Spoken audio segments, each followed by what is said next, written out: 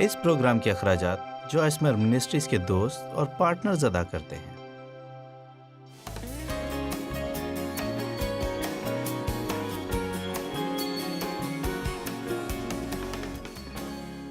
اس ہفتے کے اختتام پر ہم بات کر رہے ہیں کہ روح القدس کتنا زبردست ہے اور اسے رنجیدہ کرنا یا بجھانا کسی طرح اچھا نہ ہوگا۔ بجھانے کا مطلب ہے کہ بہاؤ میں رکاوٹ بننا،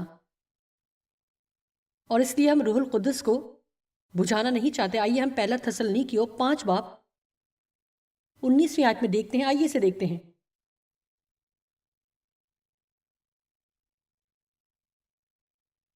روح کو نہ بجھاؤ، یعنی روح القدس کا نہ دباؤ،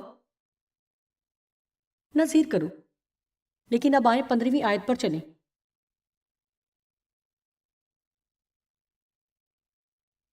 ہم اس کو دیکھیں گے جیسا ہم نے پہلے کہا کہ جب آپ اس آیت کا سیاق و سباق دیکھیں گے تو آپ کو معلوم ہوگا کہ حقیقتاً آپ اس بارے میں بات کر رہے ہیں۔ دیکھیں، آپ میں سے کوئی برائی کا بدلہ برائی سے نہیں چاہتا، بلکہ ہمیشہ ایک دوسرے کے لیے اور ہر ایک کے لیے اچھائی اور مہربانی ظاہر کرتا ہے۔ لہٰذا اس لیے اگر ہم روح القدس کو رنجیدہ نہیں کرنا چاہتے تو پہلی چیز ہے جو ہم ہر روز کر سکتے ہیں کہ ہم ہر روز اپنے گھر سے باہر جاتے ہوئے کہہ سکتے ہیں کہ میں جہاں کہیں بھی جاؤں برکت کا باعث بنوں، میں خدا کی نمائندہ کی حیثیت سے باہر جاؤں گی اور میں لوگوں کے لیے بھلائی کروں گی۔ اچھا، پھر روح القدس اس کو اپنے ہاتھ میں لیتا ہے۔ میرا مطلب ہے فاختہ یہ روح القدس ٹھہر سکتا ہے۔ یہ نر کبوتروں کا مذہب نہیں بلکہ یہ سیدھا راستہ ہے۔ جی، اب دوسری بات جو وہ کہتا ہے، ہر وقت خوش رہو۔ جانتے ہیں کہ شادمانی میں طاقت ہے۔ خداوند کی شادمانی آپ کی قوت ہے۔ آپ ناخوش تو ہو سکتے ہیں لیکن لطف اندوز ہوئے بغیر نہیں ہو سکتے، کیونکہ شادمانی ایسی ہی خوشی ہے جو خدا آپ کو دیتا ہے اور یہ روح کا پھل ہے۔ لہٰذا وہ کہتا ہے خوش رہو، کس میں؟ اپنے ایمان میں۔ ایمان مجھے خوش کرتا ہے۔ جانتے ہیں ایمان کیوں مجھے خوش کرتا ہے؟ کیونکہ مجھے کسی چیز کی فکر نہیں کرنی پڑتی۔ میں خدا پر بھروسہ کر سکتی ہوں۔ مجھے لوگوں کو تبدیل نہیں کرنا پڑتا، میں ان کے لیے دعا کر سکتی ہوں اور خدا پر بھروسہ رکھتی ہوں۔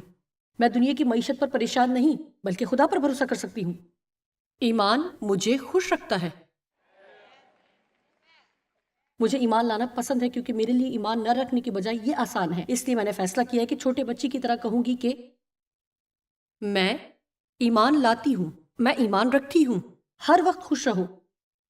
کب؟ ہر وقت، ہر طرح کی حالت میں، صرف اس وقت نہیں جب میرا مقصد پورا ہو، بلکہ ہمیشہ۔ اگلی آیت، بلا ناغہ دعا کرو، یعنی مستقل مزاجی سے دعا کرو۔ زبردست بات، میں وضاحت کرتی ہوں۔ میرے مطابق بلا ناغہ دعا کا مطلب ہے کہ پورا دن دعا میں گزاریں، اور یہ درست ہے کہ ہم اسے زیادہ فائدہ نہیں اٹھاتے۔ سادہ الفاظ میں دعا خدا سے بات کرنا ہے۔ میرے خیال میں جب ہم دعا کرتے ہیں اور اسی وقت لوگ ایسے ہو جاتے ہیں کیونکہ ہمیں یہ تصور ملا ہے کہ ہم کسی خاص جگہ، کسی خاص طرز اور کسی بہت ہی زبردست آواز میں دعا کرنی ہے۔ یہ صرف خدا سے بات کرنا ہے۔ اے خدا تیرا شکر ہو، میں تجھ سے پیار کرتی ہوں۔ ان حالات میں مجھے نہیں پتا کیا کرنا چاہیے، میں نہیں جانتی کیا کروں۔ خدایا میں یہ بدل نہیں سکتی، میں اپنی فکر تجھ پر ڈالتی ہوں، میں اسے تیری طرف موڑتی ہوں۔ بہت سادگی سے، پیار سے پورا دن دعا کرتے ہوئے گزاریں۔ سادہ دعائیں کریں، پھر ان کی وجہ سے آپ زیادہ مسرور ہوں گے۔ مشکل الفاظ استعمال نہ کریں۔ بعض دفعہ ہم بہت اچھا بولنے کی کوشش کرتے ہیں اور ہم اس میں گم ہو جاتے ہیں، اور ہم یہ بھی نہیں جانتے کہ اصل میں کیا کہنا ہے۔ در حقیقت ہم خدا سے بات نہیں کر رہے ہوتے بلکہ خود کو متاثر کر رہے ہوتے، اور یہی سچ ہے۔ او میرے پاک ترین، پیارے ترین، عجیب، مشیر اور قادر مطلق اور شاندار ترین باپ، او خدایا ہماری مدد کر کے کبھی کسی کے سامنے دعا کرنی پڑے، کیونکہ یہ واقعی مشکل ہوتا ہے کہ یہ خوبصورت اور اچھے الفاظ سے بھری اور دلچسپ نہ لگ رہی ہو۔ میرا مطلب ہے کہ کوشش کرتی ہوں کہ جتنی بھی سادہ ہو سکے۔ در حقیقت میں نے ایک پوری کتاب سادہ دعا کرنے پر لکھی۔ اب اگلی آیت کون سی ہے؟ ہر بات میں شکر گزاری کرو۔ یعنی ہر طرح کے حالات میں شکر گزاری کرو اور شکر گزار رہو، کیونکہ خدا کی مرضی ظاہر کرنے والے اور ثالثی یسوع مسیح میں تمہاری بابت خدا کی یہی مرضی ہے۔ 19ویں آیت، اور روح القدس کو نہ بجھاؤ یا رکاوٹ نہ بنو۔ اور 20ویں آیت، اور نبوتوں کی حقارت نہ کرو، اور اس نعمت کی بھی۔ اب یہ آیت یہ بھی کہہ رہی ہے کہ روح کی نعمتوں کو ہلکا نہ لیا جائے، اور جانتے ہیں کہ مسیح کے بدن میں روح کی نعمتوں پر کس قدر مختلف خیالات ہیں اور بحث ہوتی ہے۔ ایک فرقہ ان پر ایمان رکھتا ہے اور دوسرا نہیں رکھتا. ایک کہتا ہے وہ ابتدائی کلیسیا کی بات ختم ہوگی اور دوسرا کہتا ہے کہ نہیں ختم ہوئی. ایک کہتا ہے غیر زبانیں ابلیس کی طرف سے ہیں، دوسرا کہتا ہے سب کو غیر زبان بولنی چاہیے. میں ایک بات بتاتی ہوں جو بہت دلچسپ ہے. جانتے ہیں کیا؟ ہم شدت سے مافوق الفطرت کام چاہتے ہیں لیکن ساتھ ہی ڈرتے بھی ہیں. جانتے ہیں کہ آپ کے اندر بھی مافوق الفطرت حصہ ہے اور میرے اندر بھی مافوق الفطرت قدرتی حصہ ہے. اپنے روحانی حصے کو ہم مافوق الفطرت حصہ کہتے ہیں کیونکہ وہ اس طرح سے فطرتی نہیں کہ ہم اسے چھو سکیں یا پکڑ سکیں. اور میں ذاتی طور پر ایمان رکھتی ہوں کہ ہم روحانی اور مافوق الفطرت قدرت کے لیے کراتے ہیں. اور میں یہ بھی ایمان رکھتی ہوں کہ اگر چرچ یہ نہیں دیتا تو لوگ بھاگ جاتے ہیں اور ایسی جگہ اور ایسی چیزوں میں کھو جاتے ہیں جہاں انہیں نہیں جانا چاہیے.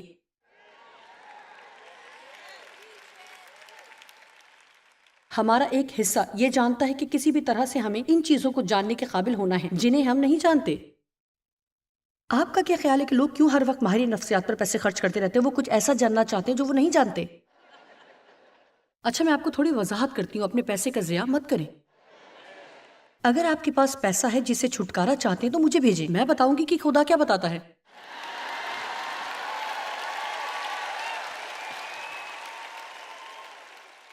میں چاہتی ہوں کہ لوگ مجھے 1 منٹ کا $1 دیں کہ ان سے بات کروں. خدایا رحم کر.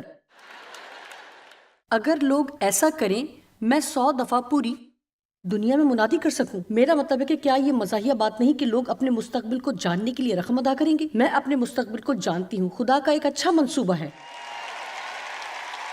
آمین. وہ مجھ سے پیار کرتا ہے. وہ جلد آ رہا ہے اور مجھے پریشان نہیں ہونا. لیکن آپ کہیں گے ہمارا ایک حصہ ہے جو یہ سب جاننا چاہتا ہے.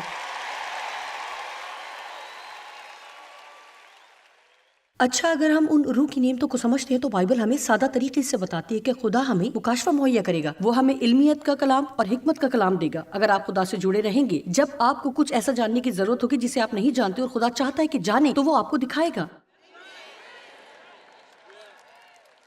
اگر آپ ایسی حالت میں جکڑے ہوئے ہیں جہاں آپ کو آپ کے سمجھنے سے زیادہ ایمان کی ضرورت ہے تو خدا آپ کو ایمان کی نعمت دے گا اور آپ کو اس کے لیے ایک دم سے ناقابل یقین ایمان ملے گا. آپ کو پتہ بھی نہ چلے گا. یہ آپ کے اندر ہوگا. میرا ایمان ہے کہ میرے لیے ان کے اندر ایمان کی نعمت تھی اور میں یہ مذاق کے طور پر نہیں کہہ رہی. میں ایمان رکھتی ہوں کہ ان میں یہ نعمت تھی کیونکہ جو کچھ وہ دیکھ رہے تھے اس کے مطابق تو ایمان رکھ ہی نہیں سکتے تھے. لیکن انہوں نے ایمان رکھا کہ خدا مجھے تبدیل کرے گا. یہ ان کا ایمان تھا. اور خاص طور پر میں امتیاز کی نعمت کی خواہش مند تھی، روحوں کے امتیاز کی. آپ کو بتاؤں کچھ عجیب لوگ بھی ہوتے ہیں اور آپ اس چکر میں نہیں رہ سکتے کہ لوگ آپ کو کیسے دیکھتے اور کیا کہتے. اور اوہ میں آپ کی بہترین دوست ہوں بھائی، مجھے آپ سے پیار ہے، تم میری بہترین دوست ہو. اور آپ کے اندر کچھ یوں چلتا ہے، نہیں نہیں نہیں. خداوند امتیاز کی روح کے لیے تیرا شکر ہو. ہاللیلویا. آپ اپنے لیے یہ لسٹ پڑھ سکتے ہیں. یہاں اور بھی چیزیں ہیں. ان چیزوں میں وہ چیزیں بھی شامل ہیں جن پر لوگ جھگڑے کرنا چاہتے ہیں، جیسا کہ نبوت، شفا اور غیر زبانیں اور دوسری اور چیزیں.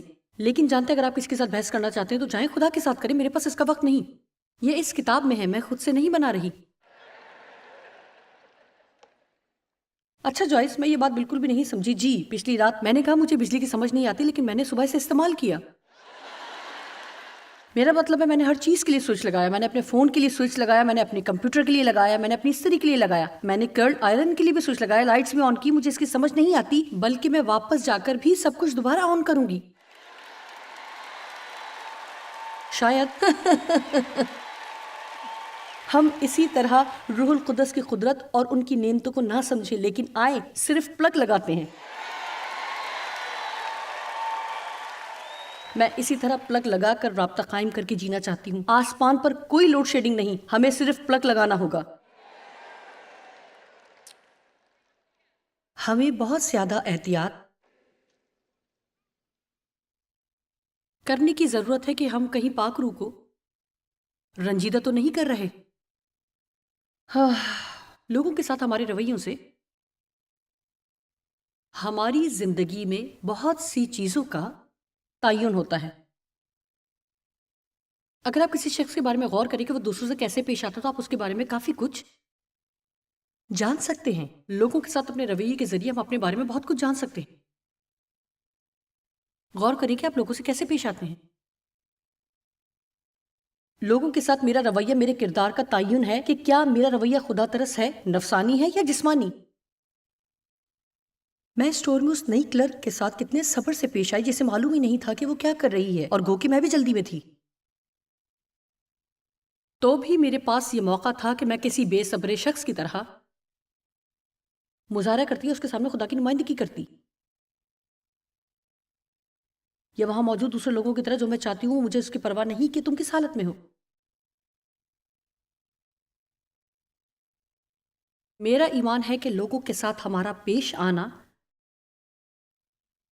ہماری روحانی بلوغت کی پیمائش کا آلہ اور رہنمائی ہے۔ بائبل کہتی ہے تم انہیں ان کے پھلوں سے پہچان لو گے۔ میرا ایمان ہے کہ لوگوں کے ساتھ پیش آنا ہماری محبت کی گہرائی کو جاننے کی پیمائش ہے۔ میں 1 منٹ کے لیے یہاں رکوں گی اور کہوں گی کہ شاید سب چیزوں سے زیادہ اہم چیز جس کے بارے میں ہمیں دعا، مطالعہ اور اپنی زندگی میں سب سے زیادہ غور کرنا چاہیے، وہ ہماری محبت کی چال ہے۔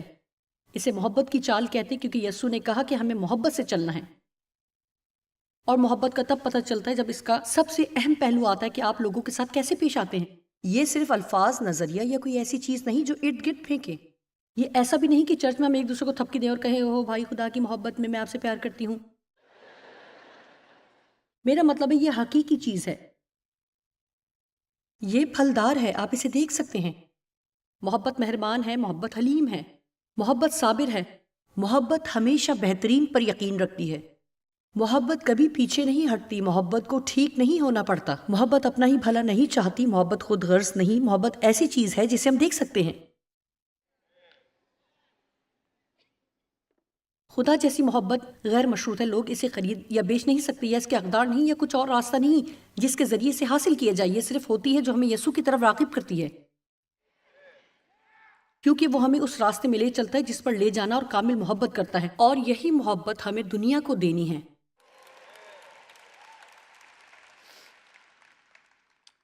لیکن ہمیں محبت سے چلنے پر توجہ مرکوز کرنی ہے۔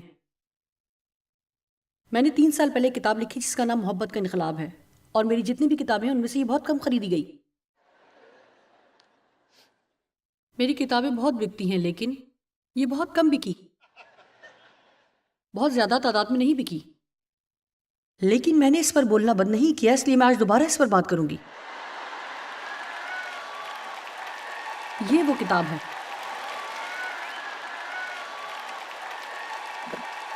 اور میں نے بہت سوچا کہ اگر آپ اسے صفحات میں نہیں لے سکتے تو میں اسے خصوصی پیغام میں دوں گی، لہٰذا میں نے ایک ڈیووشن دیا جس کا نام بلند آواز محبت ہے، اور اس کے 365 حصے ہیں جو محبت کے بارے میں ہیں۔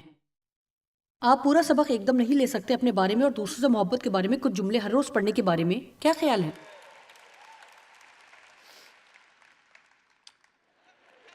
اچھا چلے ٹھیک ہے۔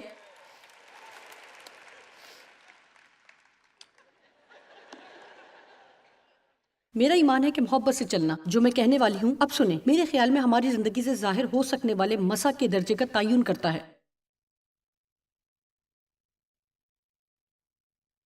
مسا کیا ہے؟ ہماری زندگی میں روح القدس کی حضوری اور اس کی قدرت مسا کہلاتی ہے۔ یہ وہ چیز ہے جو ہمارے اندر سے نکلتی ہے جو لوگوں کو ہماری طرف کھینچتی ہے۔ کچھ ہفتے پہلے کچھ ایسا ہوا اور میں نے سوچا کہ یہ بالکل پاگل پن تھا۔ میں نے اس عورت کو اس جگہ دیکھا جہاں میں نے اپنے ناخن صاف کرائے، اور وہاں 2-3 اور عورتوں کے ساتھ تھی، یہ سب مجھے پہچانتی تھیں اور بہت خوش ہوئی کیونکہ انہوں نے مجھے ٹی وی پر دیکھا تھا۔ اور جانتے ہیں، وہ عورت بیان کرنے کی کوشش کر رہی تھی اور وہ کہتی ہے، اس نے کہا کہ مجھے یہ بہت پسند آیا، اس نے کہا کہ وہاں یہ اس نے کہا جس طرح آپ نے بیان کیا ایسے لگا کہ وہ بہت قدرت سے بھرا تھا، وہ اس طرح کر رہی تھی اور وہ اس طرح ہی کرتی رہی۔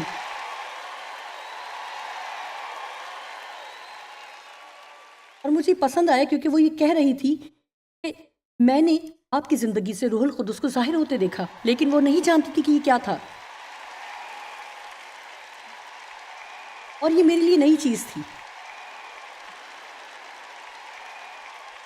اور میں آپ کو بتاتی ہوں کہ آپ کے اندر یہ اس طرح ہونا چاہیے کہ جب آپ اپنے آفس میں جائیں یا اپنے پڑوس میں جائیں تو یہ اثر ہونا چاہیے، یہ قدرت آپ میں سے نکلنی چاہیے، یہ محبت یعنی روح کا پھل۔ آمین۔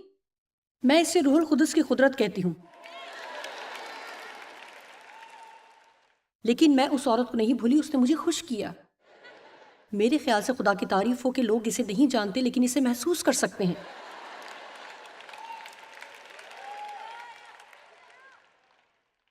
اب غور سے سنیں، اگر میں اپنے شوہر سے جھگڑ کر آتی، 12 لوگوں پر غصہ کیا ہوتا، یا رات کو فون پر گپے ہانکتی رہتی، صبح اٹھتی اور پسندیدہ پروگرام دیکھتی اور خدا کے ساتھ بالکل بھی وقت نہ گزارتی، اور پھر اس عورت سے ملی ہوتی تو وہ مجھے ایسا کچھ نہ کہتی۔ کیا آپ میری بات سن رہے ہیں کہ آپ کی زندگی میں روح القدس کی حضوری اور اس کے مسا کی کیا اہمیت ہے؟ آپ کہیں گے جی ایک منٹ، میرے خیال میں ہر چیز مفت تحفہ ہے۔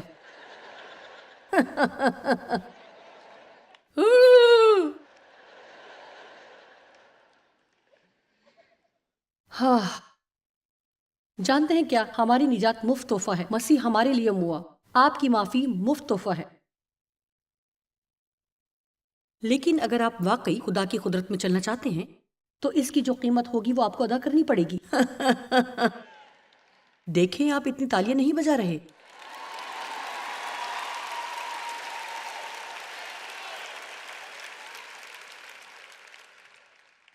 جانتے ہیں جو قدرت یسوع کے نام میں پائی جاتی ہے اس کے لیے اس کو کیا قیمت دینی پڑی؟ جی اگر آپ نہیں جانتے تو کل تک میرے ساتھ رہیں، ہم اس پر بات کریں گے۔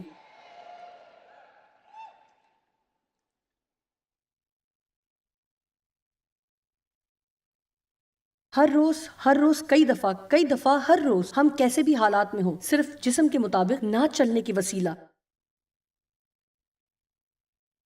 ہمارے لیے اپنی زندگی میں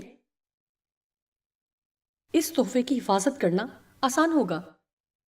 اور میری سنیں، ہم ہر طرح سے معاف کیے جا سکتے ہیں۔ خدا ہم سے پیار کرتا ہے، یہ اس طرح نہیں کہ میں کہہ رہی ہوں کہ آپ خدا کی محبت خرید سکتے ہیں، خدا کی محبت مفت ہے۔ لیکن میری رائے یہ ہے کہ آپ اسے لے سکتے ہیں، چھوڑ سکتے ہیں، اپنی مرضی کے مطابق کچھ بھی کر سکتے ہیں۔ میرا ایمان ہے کہ یہ خدا کی محبت کا ہماری طرف سے رد عمل ہے۔ میرے خیال میں مجھے خدا کو شکریہ کہنا ہے کہ تو نے جو کچھ میرے لیے کیا اس سے میں بہت ہی حیران ہوں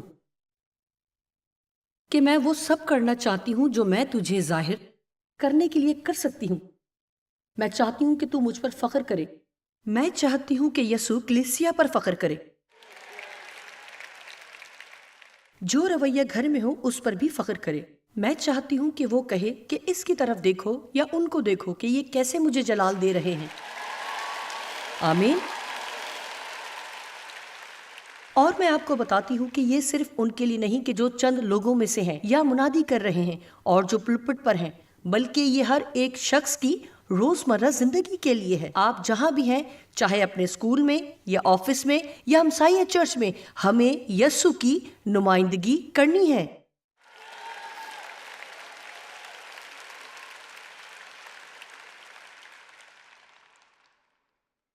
خداوند کا مسا بھرپور ہے۔ میں آپ کو بتا نہیں سکتی کہ یہاں کتنا شاندار مسا موجود ہے۔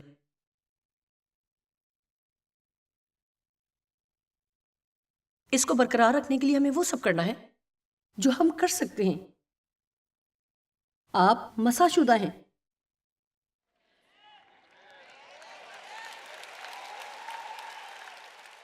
لوگ صرف منادی کے لیے ہی مسا نہیں ہوتے، بلکہ آپ اچھے والدین ہونے کے لیے بھی مسا شدہ ہیں۔ آج میں بہت سی نوجوان ماؤں کے اس خوف کو سنتی ہوں کہ وہ اچھے والدین نہیں ہوں گے۔ آپ کو خود اعتمادی کے ساتھ والدین بننا ہے۔ آپ کو خوف زدہ نہیں ہونا کہ آپ والدین نہیں بن سکتے۔ جیسے میں ایک خپتی کی طرح پلی بڑی، مجھے ارد گرد کے ماحول سے کوئی بھی اچھی مثال نہ ملی۔ میرا مطلب ہے آپ نے ناکارہ لفظ سنا ہوگا، پر اس سے پہلے کہ کوئی اس لفظ کو استعمال کرتا، یہ سب میری زندگی میں ہو رہا تھا۔ میرا باپ زیادتی کرتا.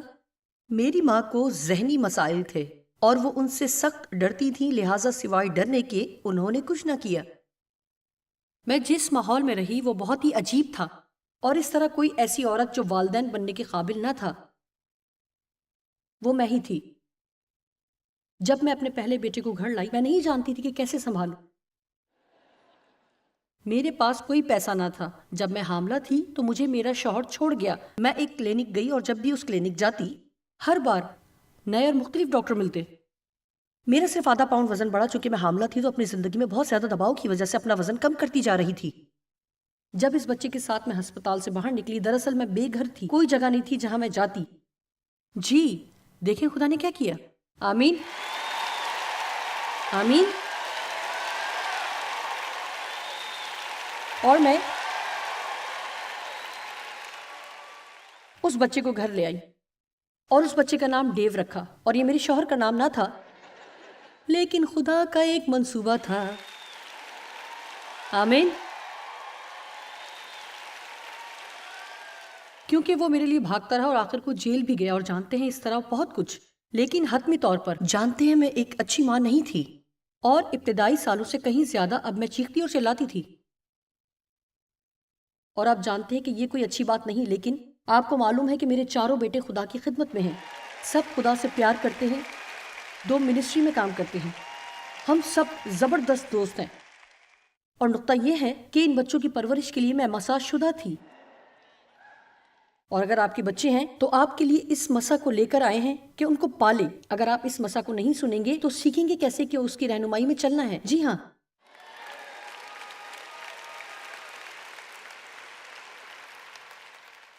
ہمیں اس عجیب مسا کی حفاظت کرنی ہے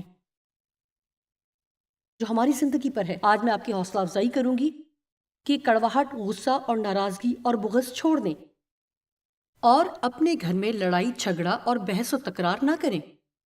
ان سے بڑے مسائل نہ نکالیں کیونکہ کوئی بھی اس بارے میں پرواہ نہیں کرتا. آپ کے اندر روح القدس کی قدرت ہے کہ اپنی زبان پر قابو رکھیں اور مزید ایک لفظ بھی نہ کہیں. اگر بہت ضروری ہے تو کہیں، لیکن میں یہ مشورہ نہیں دے رہی کہ دستبردار ہو جائیں اور پائیدان کی طرح بن جائیں جس کے اوپر سے ہر کوئی گزر جائے، یا ہر وقت بالکل چپ چاپ اپنے کام میں مگن رہیں اور کچھ بھی نہ کہیں. اگر آپ چلا رہے ہیں تو یہ یقین دہانی بھی کریں کہ آپ کو اس بات پر چلانا ہے کہ نہیں. آمین. اب یہ کہ بائبل اس تعلیم سے بھری ہے کہ محبت میں چلو. میرا مطلب ہے کہ یہ اس تعلیم سے مکمل طور پر محبت میں چلنے سے بھری ہے. خدا کو کبھی کسی نے نہیں دیکھا.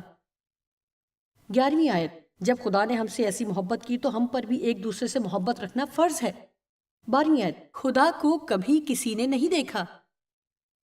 اگر ہم ایک دوسرے سے محبت رکھتے ہیں تو خدا ہم میں رہتا ہے اور اس کی محبت ہمارے دل میں کامل ہو گئی ہے. یعنی ایک دوسرے سے محبت رکھنے سے خدا کی محبت ہم میں بڑھتی ہے. اب وہ بتاؤں جو میں نے 15 سال پہلے خدا سے حاصل کیا کہ مجھے گھر میں بیٹھے رہنے اور خدا کو محسوس کرنے کی کوشش میں نہیں رہنا. خدا تو موجود ہے.